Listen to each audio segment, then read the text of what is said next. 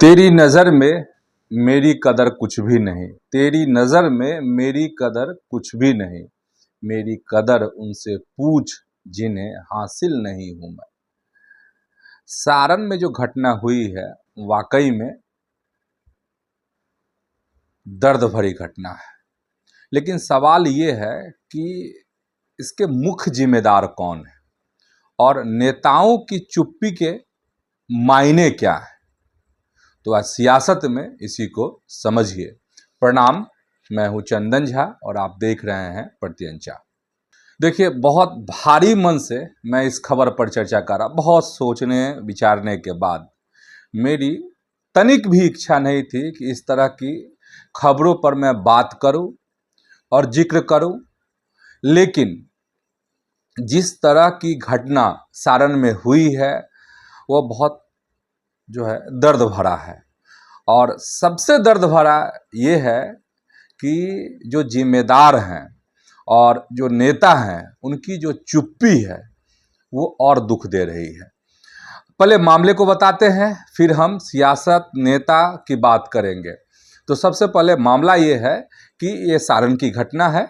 हम जगह, गांव, बच्ची का नाम, ये सब जो गाइडलाइन है उसके अनुसार हम उन सब चीज़ों का जिक्र नहीं करेंगे।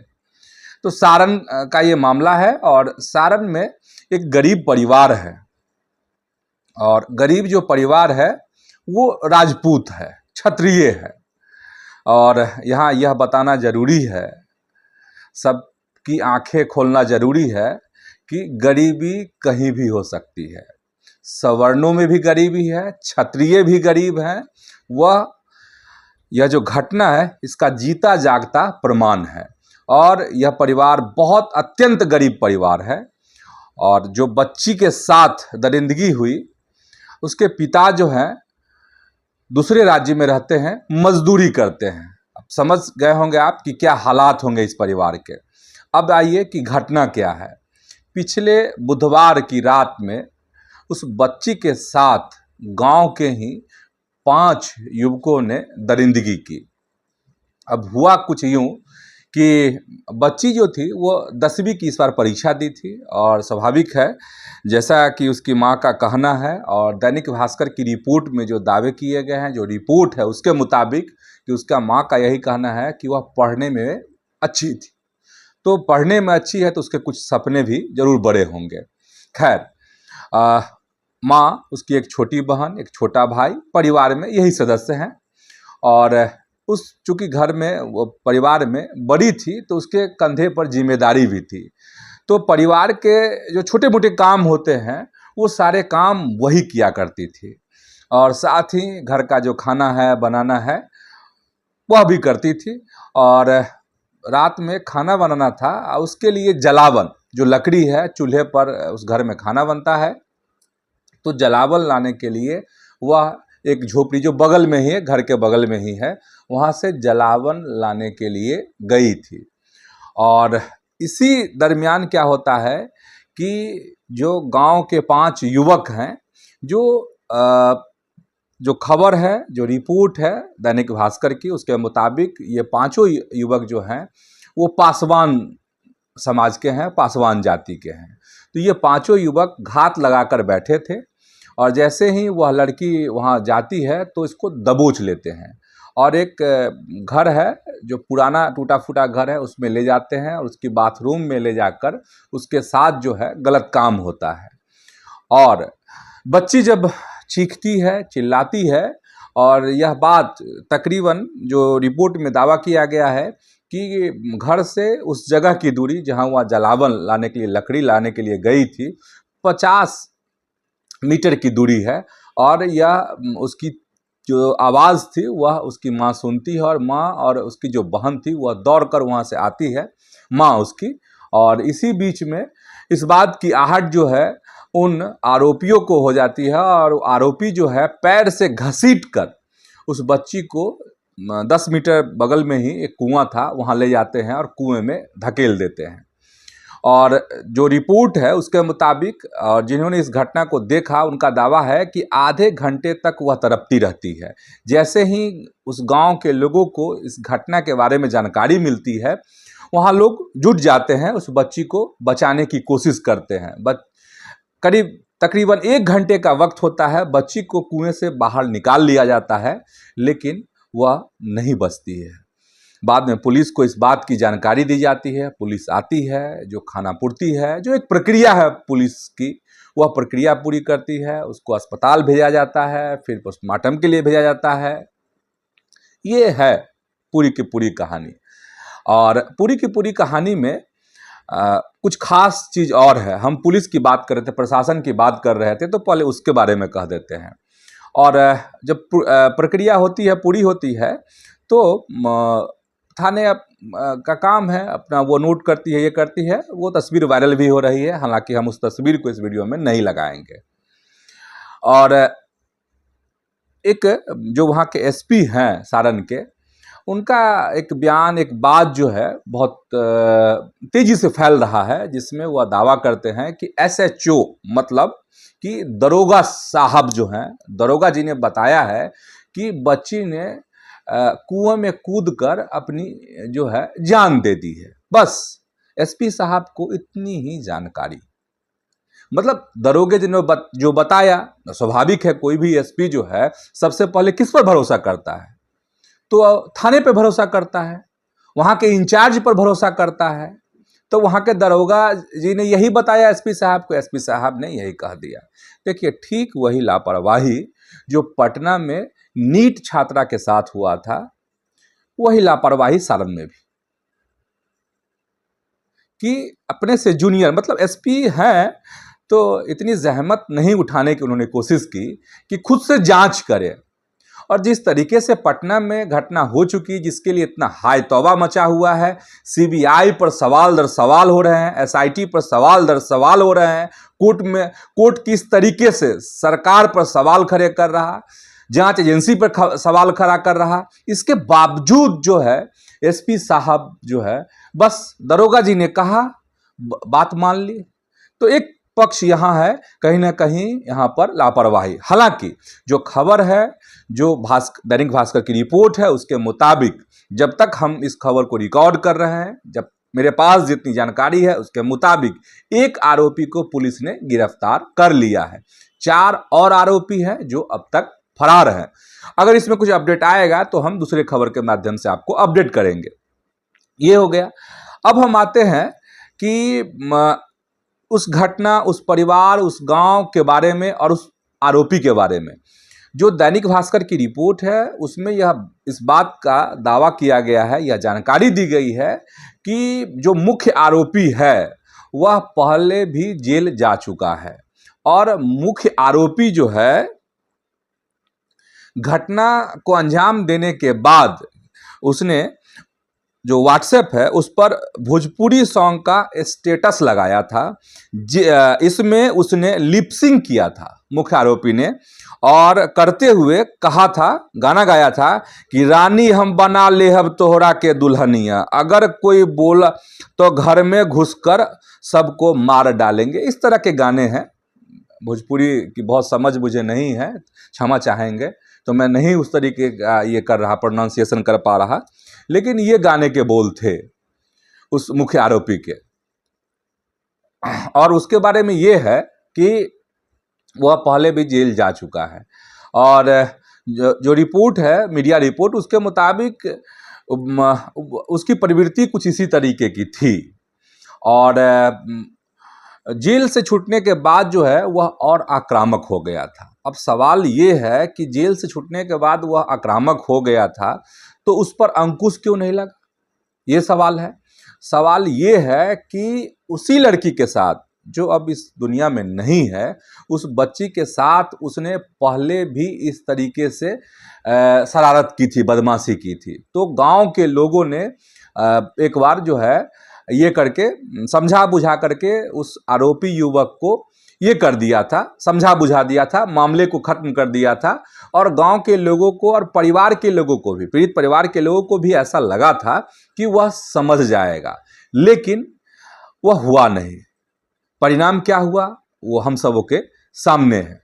और जानते हैं, वह जो बच्ची अब इस दुनिया में नहीं है, उसकी जो छोटी बहन है, उसके मुताबिक जो मीडिया रिपोर्ट है उसमें यह बात कही गई है कि जो मुख्य आरोपी है उसकी बहन और ये दोनों साथ में स्कूल में पढ़ती थी और दोनों का एक दूसरे के घर आना जाना भी था, जबकि ये राजपूत और वो पासवान तब भी घनिष्ठता। हम तब भी क्यों कह रहे हैं, क्योंकि हम आगे आ रहे हैं उस सियासत पर जिसको बुनने की कोशिश कुछ पत्रकार भी करते हैं और नेता तो करते ही करते हैं। हम उस बात पर भी आ रहे हैं। मतलब ये है कि किस तरह के सामंजस्य रहे होंगे कि दोनों परिवार एक दूसरे के यहाँ आता जाता था। हालांकि अब पीड़ित परिवार का यह कहना है कि वही हमारी भूल थी। हमने समझा कि हमारी बेटी और उसकी बहन दोनों दोस्त है। हमने उस नज़रिए से चीज़ों को देखा था। हम यह नहीं जानते थे कि इस तरीके से मेरी बेटी के साथ दरिंदगी होगी और आज इस तरह के दिन देखने पड़ेंगे। खैर, ये चीज़ अब हो गई। अब हम आते हैं किस चीज़ पर, तो सियासत पर। और सियासत को ज़रा समझिए। एक चीज़, हम उस चीज़ पर आ रहे थे जो कहा जाता है कि जो सवर्ण हैं, राजपूत हैं, वो जो है उन्होंने शोषण किया है, वो जो है जुल्मी है, जुल्म ढाते रहते हैं। आपको याद होगा ना किस तरीके से मनोज झा ने ठाकुर का कुआं जो कविता है, हम कविता पर सवाल नहीं उठा रहे हैं, सवाल आज भी है, हमने पहले भी सवाल उठाए थे मनोज झा जैसे नेताओं पर। हम आज फिर सवाल उठा रहे हैं कि ये ठाकुर का कुआं कविता कहने वाले संसद में और हवा देने वाले जो हैं,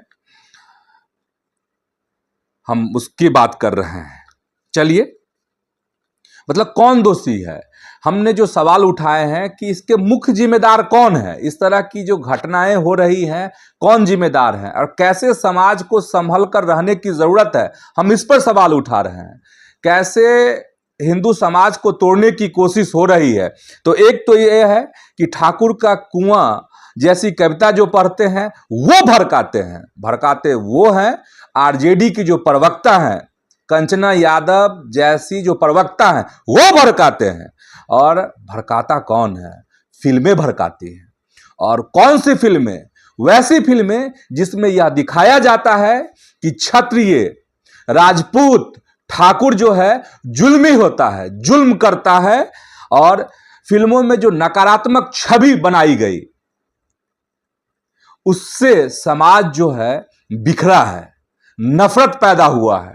और ये नफरत पैदा करने में ऐसी कविता कहने वाले और इस तरह की फिल्म लिखने वाले, इस तरह की फिल्मों को पर्दा पर रखने वाले और इसमें एक्टिंग करने वाले लोग जो हैं मुख्य रूप से दोषी हैं, जिम्मेदार हैं।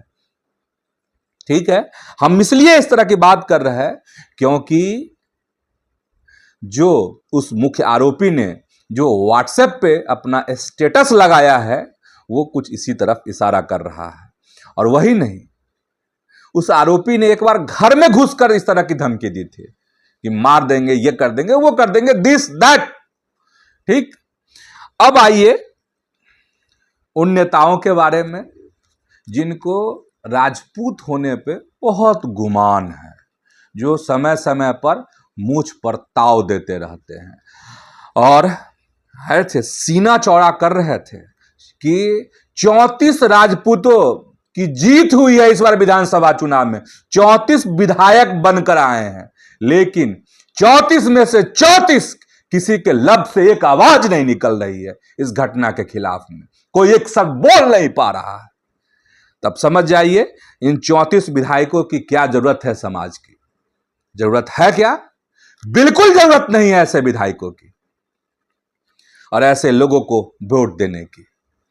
कि अगर समाज को जरूरत हो, हम उसकी भी बात, हम सिर्फ राजपूत की बात नहीं कर रहे हैं, हम बेटी की बात कर रहे हैं। वह चाहे किसी समाज की बेटी हो, अगर उसके खिलाफ इस तरह की दरिंदगी होती है, इस तरह के अत्याचार होते हैं, तो ऐसे लोगों को, जो लीडर हैं, उनको खड़ा हो जाना चाहिए। जानते हैं खड़ा हुए हैं 32 सेकंड के लिए। कौन? तो सारण के सांसद हैं राजीव प्रताप रूढ़ी, दिल्ली में मोर्च पर ताव मारते हैं। पता नहीं कौन क्लब का चुनाव जीत गए थे, देखे थे उनका सीना और मिजाज और चेहरा है? लेकिन आज उनके संसदीय क्षेत्र में उनके समाज के राजपूत की बेटी के साथ जो है अत्याचार हुए। 32 सेकंड जो खबर है, 32 सेकंड एक वीडियो कॉल उन्होंने की और पीड़ित परिवार को कहा कि हम आपके साथ। 32 सेकंड खाना पूर्ति, जबकि करना क्या चाहिए था? उनके संसदीय क्षेत्र में घटना हुई थी, जाना चाहिए था, पीड़ित परिवार को हर तरह से मदद करनी चाहिए थी। हम यह नहीं कह रहे हैं कि दूसरे समाज पर दबाव बनाना चाहिए था, लेकिन अगर वो है तो क्या उस परिवार को, वह परिवार राजपूत है इसलिए उसे सांत्वना नहीं मिलनी चाहिए? क्या वह परिवार राजपूत है इसलिए उसको ढांढस नहीं दिया जाना चाहिए? तो ये सवाल है। ये राजपूत के सांसद हैं, राजपूत समाज के राजीव प्रताप रूढ़ी, चुनाव से पहले पूरे बिहार में घूम घूम कर राणा सांगा यात्रा निकाल रहे थे और ऐसा लग रहा था या ऐसा जताने की कोशिश कर रहे थे कि राजपूतों के खेवरहार सिर्फ और सिर्फ तो रूढ़ी ही है। याद है कि भूल गए? राणा सांगा, राणा सांगा, कहां है राणा सांगा? तो यह सवाल किससे? तो राजीव प्रताप रूढ़ी से, सवाल लवली आनंद से भी, और सवाल राधा मोहन सिंह से भी, और सवाल जो है जनार्दन प्रसाद सिग्रीवाल से भी, कि एक लब नहीं खुल रहे हैं। इनके दिग्गज हैं ये लोग। तो ये सांसद हैं राजपूत समाज के। ठाकुर का कुआं मनोज झा पर तो हमने बात कर ही ली है। अब समझना होगा कि समाज को, हम फिल्म की बात की, हमने कविता की बात की, और अब बात जो है वामपंथ की करेंगे, जो वामपंथियों की करेंगे। तो ये फिल्म, ये कविता, इस तरह की कविता समाज को तोड़ने की कोशिश कर कौन रहा है? तो ये कोशिश कर रहा है वामपंथी विचारधारा के पत्रकार भी हैं, इस तरह के राइटर हैं जो समाज में छवि खराब कर रहे हैं कि ब्राह्मणों ने तुम्हारा शोषण किया है, राजपूतों ने तुम्हारा शोषण किया है, भूमिहारों ने तुम्हारा शोषण किया है। इस तरह की चीजें परोसने का काम और समाज में एक बड़ी रेखा, विभाजन की रेखा, बड़ी लाइन खींचने का काम अगर कोई कर रहा है तो वामपंथी पत्रकार है। कुछ पत्रकार बिहार में भी हैं जो समाज को इस तरीके से उद्वेलित करने का काम करते हैं। हमको कहने के, नाम लेने की जरूरत नहीं है, आप समझ रहे होंगे कि कौन है ऐसे लोग, कौन समाज को बिखेर देना चाहता है, कौन हिंदू समाज पर प्रहार कर रहा है, और इसके पीछे की जो साजिश है वो बड़ी साजिश है। और साजिश में, और इस तरीके से आपको इसमें बड़ी भूमिका जो है हिंदू समाज को तोड़ने में चर्च की भी है और मुसलमानों की भी है। हम बहुत गंभीर बात कर रहे हैं, और गंभीर बात इसलिए कर रहे हैं कि इसकी जरूरत है। और जरूरत जानते हैं, जरूरत क्या थी इस मामले में? अभी बहुत शोर है, पटना में पोस्टर भी लगे, चिराग पासवान, चिराग पासवान, बिहार का मुख्यमंत्री कैसा हो, चिराग पासवान जैसा हो। तो क्या बिहार का मुख्यमंत्री ऐसा होना चाहिए कि किसी बच्ची की अस्मत लूट जाए और उस पर इस तरह के नेता एक शब्द नहीं बोले क्योंकि उनके समाज के लोग हैं इसमें शामिल? अगर ऐसे लोग बिहार के मुख्यमंत्री बनेंगे तो आप समझ जाइए क्या हो सकता है। और हम इसलिए यह सवाल कर रहे हैं क्योंकि उनके समर्थक, उनके पार्टी के नेता इस तरह के पोस्टर लगा रहे हैं, इस तरह के नारेबाजी कर रहे हैं। चुनाव से पहले भी इस तरह की नारेबाजी हो रही थी। तो मेरा यह कहना है सारे नेताओं को, और दलित समाज के जो भी नेता हैं उनको भी, महादलित समाज के जो नेता हैं उनको भी, इस तरह की घटना अगर हुई है, समाज में विभाजन की रेखा खींचने की अगर बड़ी कोशिश हो रही है, तो ऐसी कोशिशों को आप नाकाम कीजिए। अगर नाकाम नहीं करेंगे तो आप पर सवाल खड़े होते रहेंगे और एक वक्त आएगा कि समाज आपसे हिसाब भी मांगेगा, और उसका हिसाब आपको देना भी पड़ेगा। चुप्पी और मौन जो है नहीं चलेगा। मुंह खोलना पड़ेगा। तो सबसे सवाल है, पूरे बिहार से सवाल है, पूरे सिस्टम से सवाल है, नेताओं से सवाल है और समाज, उस गांव के लोगों से भी सवाल है कि इस तरह के लोगों पर अंकुश क्यों नहीं लगाया गया, पुलिस को पहले इस तरह की सूचना क्यों नहीं दी गई। तो सवालों के साथ आज हम सियासत में आपको छोड़कर जाते हैं। तो आज इतना ही। धन्यवाद, प्रणाम।